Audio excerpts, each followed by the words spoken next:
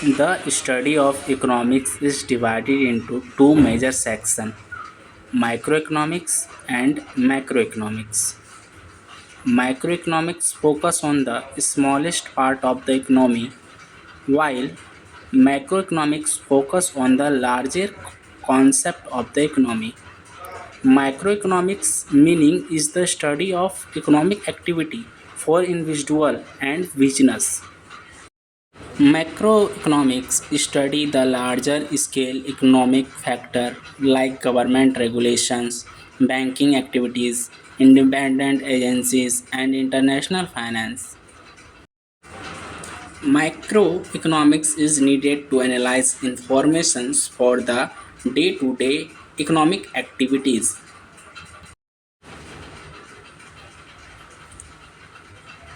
Microeconomics deals with various issues like demand, supply, factor pricing, reducing pricing, economic welfare, production, consumption, and more.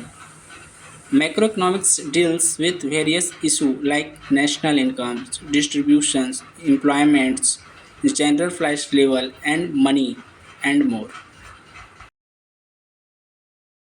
Microeconomics is the branch of economics that is related to the study of individuals, households, and firms' behavior in decision making and allocations of the resources.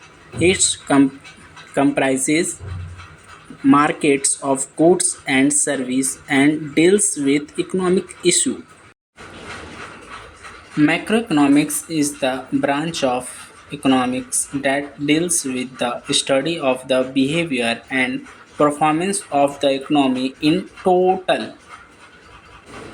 The most important factor studied in macroeconomics involves gross domestic product, that is GDP, unemployments, inflations, and growth rates.